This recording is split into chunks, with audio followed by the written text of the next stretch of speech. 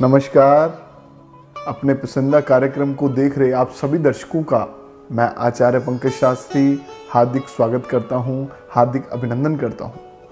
प्रिय दर्शकों, हर बार एक नए विषय के साथ आपके समक्ष आपके प्रश्नों का उत्तर देने के लिए आप कोई प्रश्न करते हैं उसका उत्तर देने के लिए मैं आता हूं। तो आज का जो हमारा विषय है वो है गृह क्लेश। गृह क्लेश एक विषय है, एक ऐसा जिंदगी का ये अंग है। समझ लीजिए कि जिस घर पर हम रह रहे हैं वो घर जिसको हमने सपनों के साथ बनाया है। देखिए, ईंट के साथ, पत्थर के साथ, रेत के साथ, बिल्डिंग मटेरियल के साथ एक बिल्डिंग बनती है, परंतु वो घर जो है वो घर के सदस्यों के साथ उसको घर वो बनाया जाता है। घर के सदस्य ही उसको घर बनाते हैं जिसमें हम रहते हैं। हमारी भावनाएं, हमारा प्रेम, हमारा सब स्नेह, सुख दुख, हमारे जो क्षण हैं, जो हमारे पल हैं, खुशी के पल, दुख अवस्था के पल, हमारी भावनाएं, हमारे माता पिता, हमारे भाई बंधु, वो सब उस बिल्डिंग को घर बनाते हैं। प्रिय दर्शकों, बहुत से लोग आजकल यही बात से परेशान हैं कि उनके घर में गृह क्लेश रहता है। मैं मानता हूं कि आजकल गृह क्लेश का जो सबसे बड़ा कारण है वो है आर्थिक हानि, आर्थिक समस्या, या जो व्यापार के माध्यम से लगा लें, नौकरी के माध्यम से लगा लें, किसी भी वस्तु का अभाव आपके घर पर गृह क्लेश की ओर लेकर के जाता है। एक तो ये कारण हो गया। दूसरा कारण क्या है? दूसरा है कि जिन लोगों को जो बहुत समृद्ध हैं, जिनके पास पैसे की कमी नहीं है, वो भी गृह क्लेश उनको भी पीछा नहीं छोड़ता, उनको भी सामना करना पड़ता है।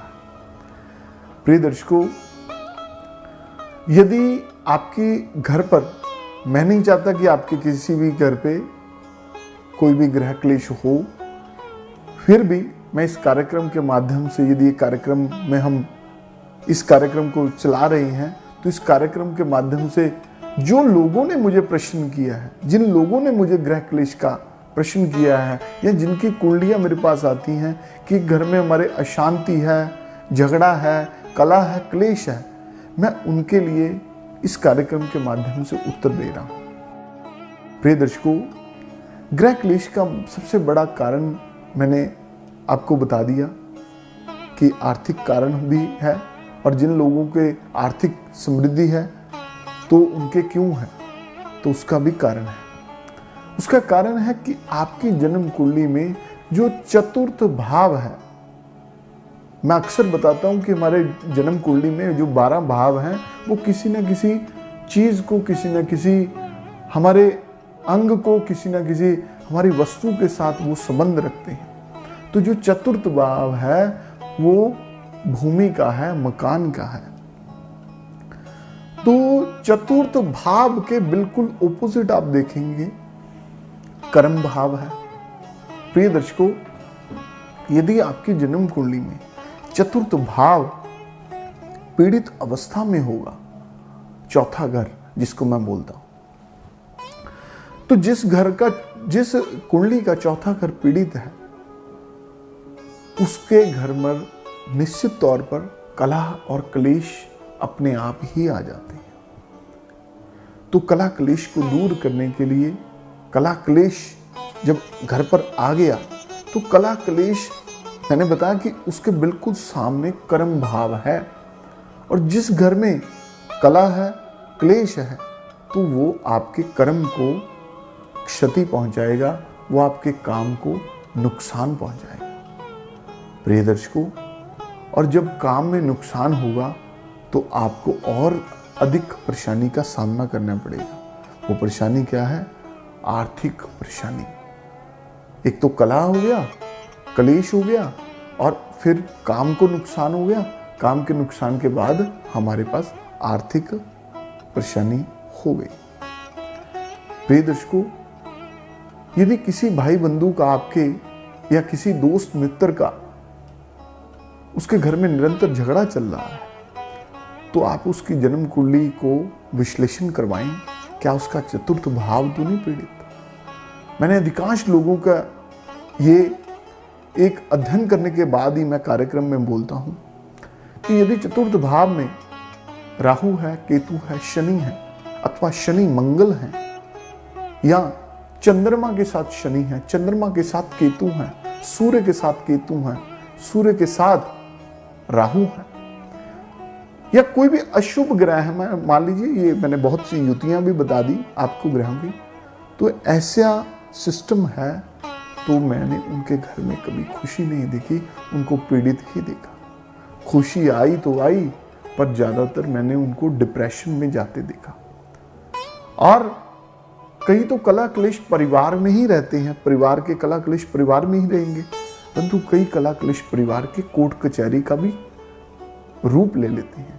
उसमें पुलिस को भी आना पड़ जाता है, उसमें कचहरी न्यायालय का भी, एक न्यायाधीश का भी रोल आ जाता है आपके घर पर। दो भाइयों में झगड़ा हो गया, पति पत्नी में झगड़ा हो गया, बच्चों का अपने माता पिता के साथ झगड़ा हो गया, या दो भाइयों की धर्म पत्नियों का आपसी तनाव पैदा हो गया, तो किसी ना किसी, ये एक दोष कह लीजिए, ये एक दिशा कह लीजिए, एक निर्देश कह लीजिए कि आपको ये सामना करना पड़ रहा है। प्रिय दर्शकों, यदि चतुर्थ भाव का संबंध छठे के साथ भी हो गया, छठे भाव के साथ जो उससे तीसरा भाव है, तो भी ये काफी घातक हो जाता है।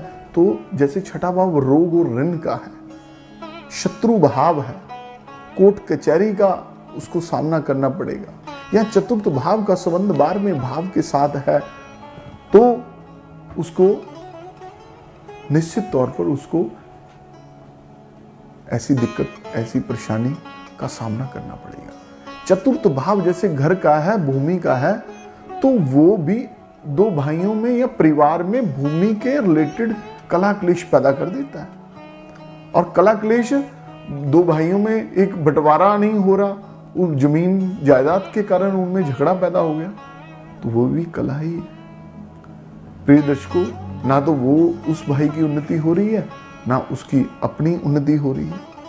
तो इस कला क्लेश के ऊपर ही मैंने ये कार्यक्रम आपके समक्ष मैं लेकर के आया हूं, ताकि लोग को इस चीज का सामना ना करना पड़े। आप इसको देखते हुए अपनी जन्म कुंडली का विश्लेषण करवाएं। हमारे साथ भी जुड़ सकते हैं हमारे नीचे दिए नंबर पर संपर्क करके। प्रिय दर्शकों, कला के साथ लक्ष्मी का आगमन नहीं होता, कला के साथ अलक्ष्मी का आगमन होता है। कला के साथ दरिद्रता का आगमन होता है, कला के साथ रोग का आगमन होता है, कलेश के साथ ऋण का आगमन होता है, कलेश के साथ जैसे न्यायालय का आगमन होता है। आप डेली डे बाय डे किसी ना किसी परेशानी में उलझे रहेंगे, काम ही नहीं सेट होगा, आपका कारोबार ही नहीं उस घर का सेट होगा। जो लक्ष्मी का वास है, समृद्धि का वास है, सुख शांति का वास है, वो उसी घर में होता है जहां पर खुशहाली होती है, जहां पर कला क्लेश नहीं होता। तो वस्तु के साथ तो आर्थिक स्थिति जिनकी खराब है उसके साथ तो है, और ये चौथे भाव के साथ भी है। चौथा भाव ही चेन सिस्टम कह लीजिए, चौथा भाव ही जब पीड़ित होगा, कला क्लेश आएगा, तो आपका काम डिस्टर्ब होगा। और जिन लोगों का काम डिस्टर्ब है वो पीछे मुड़ करके चेक भी कर लें कि उनकी चतुर्थ भाव उनकी कुंडली में या उनके घर में पीछे कला क्लेश होता था, जिसके कारण उनको ये सामना करना पड़ा। तो इस चीज को देखते हुए आप कोई ना कोई समाधान प्राप्त करें। सरल समाधान आपके जीवन में बहुत खुशहाली, बहुत उन्नति लाएगा। लेकिन यदि जिनकी कुंडली में ऐसा दोष है या जिनकी घर पर निरंतर कलह क्लेश रहता है, उसको मैं आज कोई टिप बता रहा हूं, एक उपाय नोट कर लें आप। प्रिय दर्शकों, यदि ऐसा कोई आपको सामना करना पड़ रहा है तो आप अपने घर के ईशान कोण में, ईशान कोण नॉर्थ ईस्ट को बोलते हैं, नॉर्थ ईस्ट के कॉर्नर में